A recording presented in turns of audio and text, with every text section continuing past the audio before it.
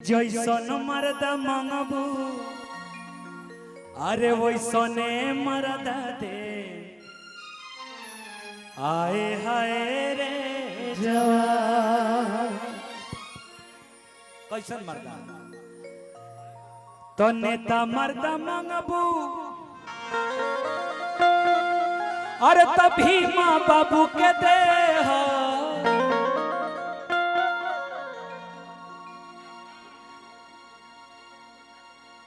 एगो अपना तरफ से मनीष भाई के लिए, हालांकि मनीष भाई सामाजिक आदमी है, मुखिया मर्द, लेकिन हमारे तरफ से एक लाइन मेरे तरफ से, वो किसी हीरो से कम नहीं है, इसलिए उनके लिए अरे अभिनेता मर्द मंगबू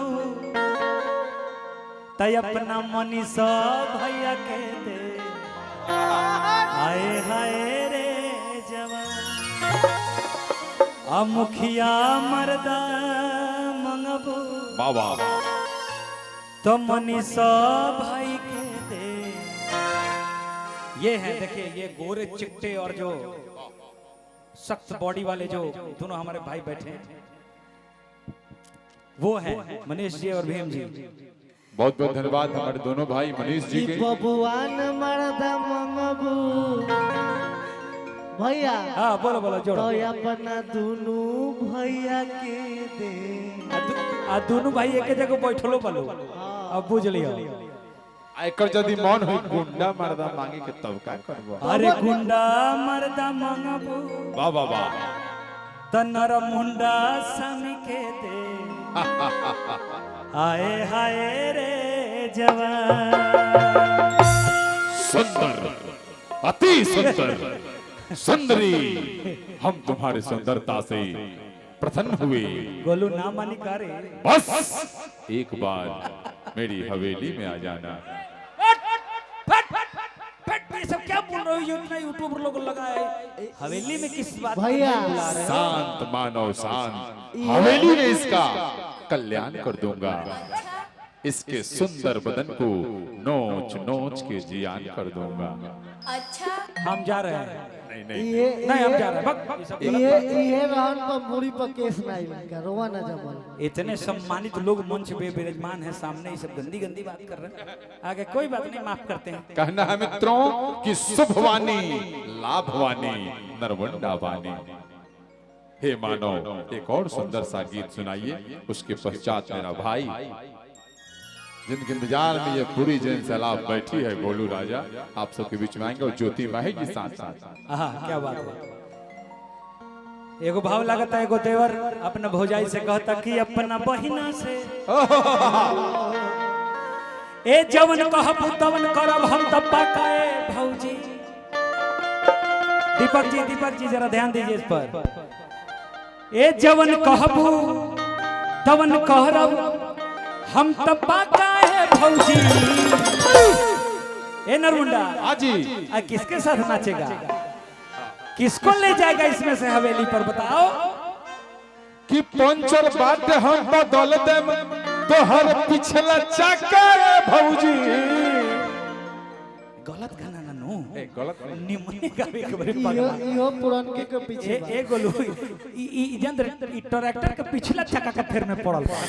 चुप अरे जवन कहबू तवन करब हम तब्बा काए भौजी। त जवन कहबू तवन करब हम तब्बा काए भौजी।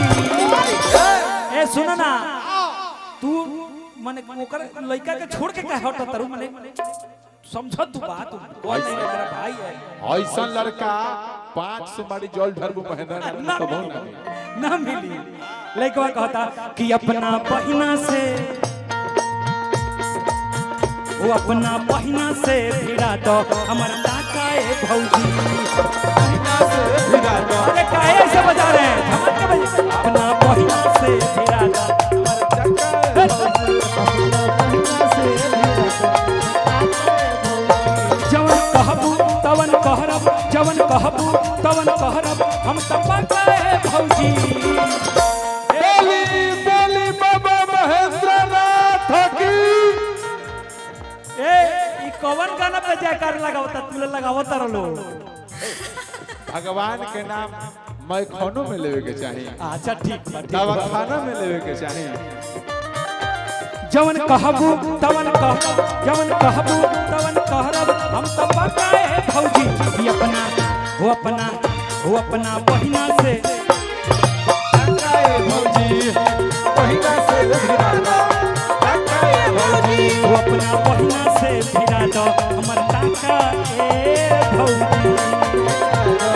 टकाए भौजी।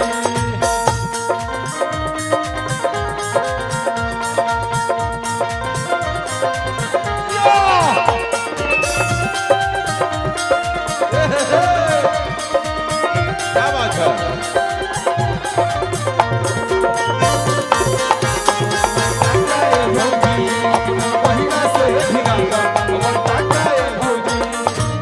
लइकवा कहलस के भौजी सुनो का कहता है तार जे बैठल बड़े नु बहिन है जे जय पर्दा खाने लागो तरी देखे में नय को आई बैठल भी लाल मोहन। हां लाल मोहन जो बैठल बिया अरे वालो को लौकतिया अरे वालो को लौकतिया ए ओकर चचेरी बहन तने पीछे हो देखे दे लौकतिया रोलो के एकरे कहानी हम कहतानी कैसे गोलू बाबू हई है ही ई है ये आई चीना चीना कर के यही ये हिया महावीर वाली। मबीर बाबू या महावीर बाबू मारी मारी आंख कैलस हमरा के पागल हमरा के देखी के बजावा तनी छागल हमरा के देखी के बजावा तारी छागल, हमरा के देखी के बजावा तारी छागल। ए भौजी सुनो सुनो है खींच के ले एक रखे है ना चल चल है ना चल ये सब नाच नचा के बैठ गल बिया बतावा नरमुंडा तो शासन के खातिर खींच के लाओ उसे महफिल में। लइकवा कहता मारी मारी आंख कैली हमरा के पागल हमरा के देखी के बजावा तनी छागल हमरा के देखी के बजावा तारी छागल, हमरा के देखी के बजावा तारी छागल। ए बजावा तनी छागल अरे इनका पटरी पर चढ़ा दो हमर चाका ए भौजी जिया ब्यास जिया काका हो इनका पटरी पर चढ़ा दो हमर चाका ए भौजी ई अपना तने ना ध्यान दियो तने तू ना ध्यान दियो कि अब बाबू मार डिस ब्रेक मारो, डिस ब्रेक। लड़े के नहीं के मारो से गाना नाचे अच्छा लोग के मजा के चाहिए का हो ना मजा के चाहिए कि ना हां हां रेडी रेडी कि अपन तने पहले से रेडी रहलो यार पहले से डालो। कि अपन बाप रे बाप बबुआ पंचर बड़ी महंगा हो गल बने सो दुगो मारे दुगो है दिका दुगो मार दुगो कि अपन वाह ए बाबू वो अपना बहिना से भिड़ा दो हमर टाका अपना बहिना से भिड़ा दो हमर टाका भौजी अपना बहिना से भिड़ा दो हमर टाका ए भौजी। साची कहे तोरे यावन से हमरो अंगना में आई बहार भौजी, अंगना में आई बहार भौजी। अपना बहिना से भिड़ा दो हमर टाका ए भौजी। ना एकरा के पूरा करो लक्ष्मी की सूरत ममता की मूरत लक्ष्मी की सूरत ममता की मूरत लाखों में एक हमार भौजी लाखों में एक हमार भौजी। अपना बहिना से भिड़ा दो हमर टाका ए भौजी। सुनो भाई गांव भर के लोग के सामने यही से कहतनी कि देखो घर वाली बात बा अगुआ जी नरमुंडा अगुआ घर वाली बात है भौजी के बहन पहले से संबंध में माने नाते में लगती है, सही बात। तो इसलिए लड़का कह रहा है, सुन लीजिए भौजी ध्यान दीजिएगा, इस लड़की के लिए लड़का कह रहा है घरवा के बात घर ही में रह जाई तोहरो बहिन देवरानी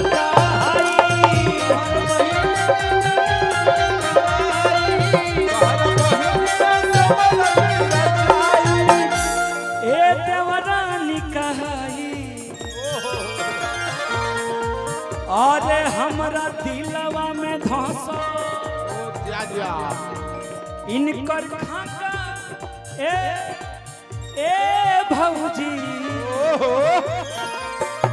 हमरा दिलावा में धंसल इनकर खाका है भौजी कि वो अपना बहिना से भिड़ा दो हमर खाका है भौजी कि अपना बहिना से भिड़ा दो खाका है भौजी अपना बहिना से भिड़ा भौजी अपना बहिना से भिड़ा दो हमर खाका है भौजी अपना बहिना से भिड़ा दो हमर खाका है भौजी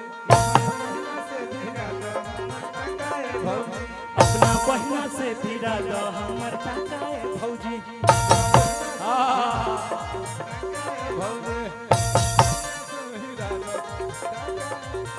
अपना बहिना से भिड़ा दो